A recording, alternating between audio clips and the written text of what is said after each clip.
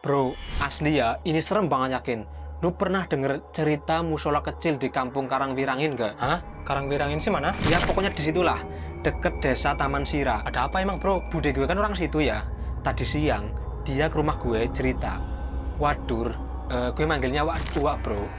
Wadurinah atau Wakdur, itu tiap subuh sholat di musola tersebut bareng tetangganya namanya Buningsih. Sholat jamaah subuh kayak biasa gitu. Nah, kemarin ya, ini hari apa ini? Kamis bro. Nah ya, kemarinnya lagi berarti hari Selasa. Ya, hari Selasa, Wadur dan Buningsih ini ngeliat ada orang yang udah sholat duluan.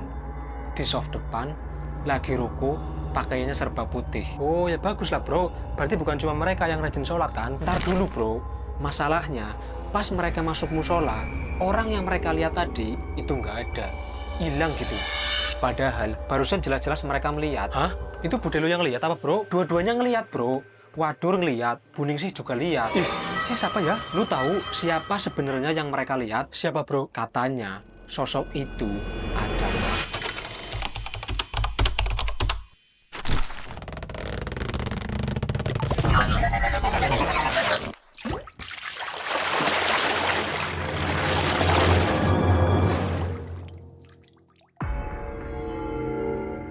Halo guys, kembali lagi bersama saya Gerbi. Miring. Kita adalah kembar Kembir. Oke bro, kita lanjut ceritanya ya. Siap bro. Tapi sebelum lanjut, gue ceritain dari awal ya bro, dengan lebih detail biar lo lebih dapat gambarannya juga. Nah sip banget malah. Wadur dan Buningsih itu setiap subuh berangkat bareng ke musola kecil di desa Karangwirangin yang mana jaraknya sekitar 100 meter dari rumah mereka. Waktu itu kondisinya lagi hujan bro. Biasalah, Buningsih yang nyamperin Wadur karena rumahnya duluan Buningsih, selisih 2 atau 3 rumah gitu. Dur, mayu mangkat. Dalam bahasa Jawa bro, artinya Dur, ayo berangkat. Iya Dela Ning, kia girukuhan. Iya bentar Ning, ini lagi pakai mukena, jawab Pak Dur. Lalu mereka berjalan sambil membawa sajadah dan senter kecil. Nggak ada kendaraan lewat, nggak ada orang berangkat kerja, nggak ada tukang sayur ke pasar. Jalanan sepi dan rumah-rumah juga masih gelap. Sepi temennya Ning, kita kayaknya dari Wong Lorwan tok. Sepi banget ya Ning, ini mah kayaknya kita cuma berdua, kata Wadur. Nah, pas mereka udah deket musola, dari jarak sekitar 30 meter, mereka melihat sesuatu yang udah biasa bro. Saat itu, lampu musola masih gelap, cuma bagian depannya saja yang nyala. Nah, dari sela pintu yang setengah terbuka, Wadur dan Buning ini ngeliat ada orang sedang ruko di soft depan belakang pengimaman dan pakaiannya serba putih. Kebayangkan, lagi hujan, sepi banget, musolanya gelap, tapi ada putih-putih lagi ruko sendirian bro. Asli bro, merinding kok. Emang nggak ada sama sekali apa orang yang ke musola selain mereka berdua? Biasanya ada bro, cuman nggak banyak-banyak banget sih warganya yang subuhan di musola itu. Paling cuma beberapa orang lah. Ditambah waktu itu kan lagi hujan. Terus kata Wadur, Pak Tarbun hari itu lagi nggak di rumah, lagi ada acara di Semarang. Hah? Pak Tarbun sih siapa bro? Dia imam sholat di musola itu bro. Oh, Ya pokoknya hari itu cuma Wadur sama Buning yang ke musola. Nah ngelihat itu, Buning bilang, loh kayak wis ana wong apa ya Dur? Loh itu udah ada orang apa ya Dur? udah langsung pakai bahasa Indo aja bro. Gue nggak ngerti bahasa Jawa juga. Oh oke bro. Nah mereka terus jalan menuju musola. Tapi makin dekat ke pintu musola, suara gerakan orang sholat tiba-tiba hilang. Di sini puncak merindingnya bro, asli nggak masuk akal. Hah? Begitu mereka buka pintu musola, terus masuk, ternyata di dalam musola itu nggak ada siapa-siapa bro. Asli merindingnya pol. Gue ceritainin aja sambil merinding-merinding.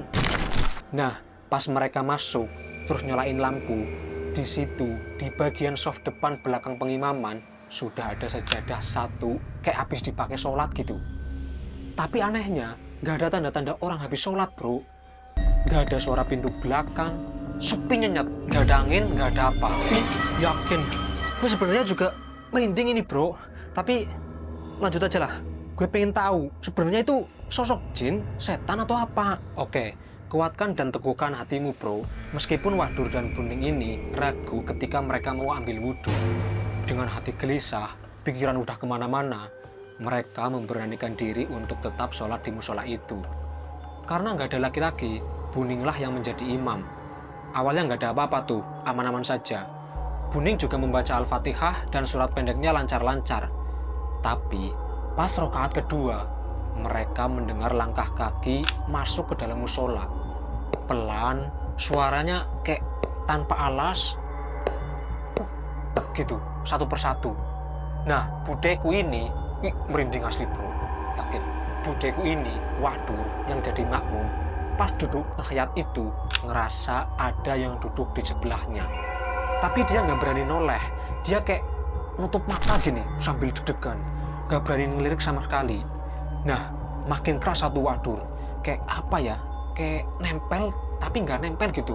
Lu tau nggak sih kalau tubuh kita udah deket banget sama orang, tubuh kayak nempel tapi gimana ya? Iya ya gue tahu bro, kerasanya kayak nempel, bersenggolan gitu ya, meskipun sebenarnya nggak nempel. Nah iya kayak gitu bro, makin kenceng tuh deg-degannya si wadur.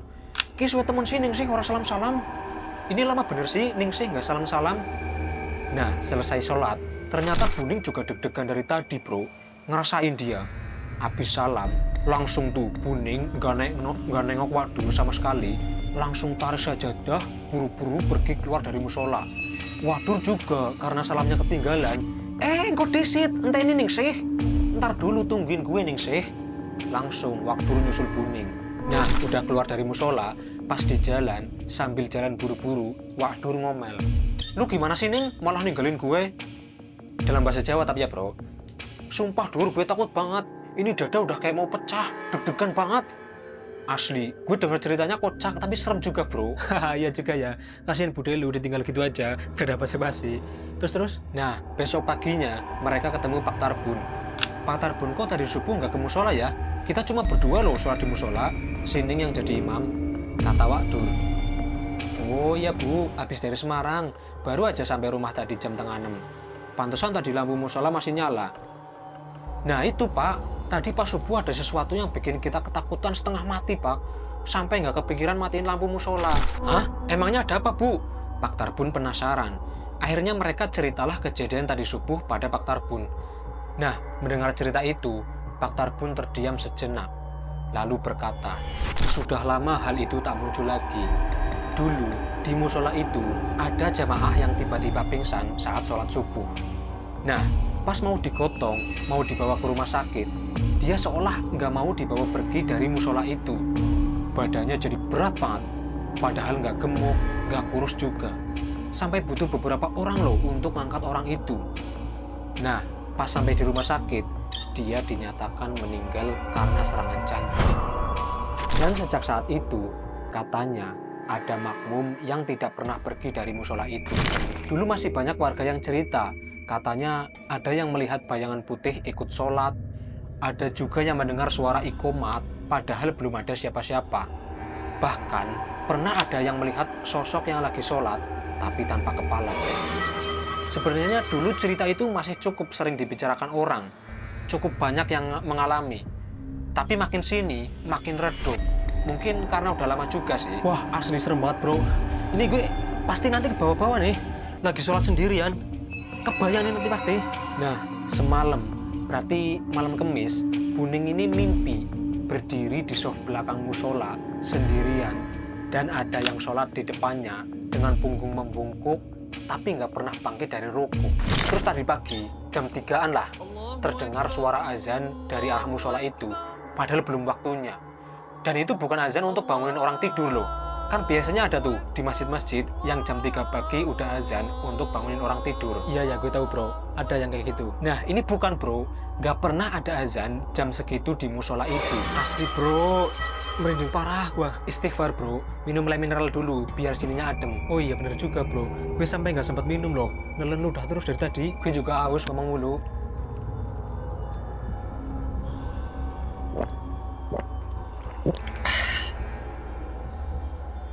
Nah jadi gitu ceritanya bro. Tapi untuk lokasi kejadian, nama-nama orangnya semua disamarkan. Dan percaya tidaknya itu kembali kepada keyakinan masing-masing. Karena ini juga cerita dari seseorang. Iya bro. Ya sip, oke lah.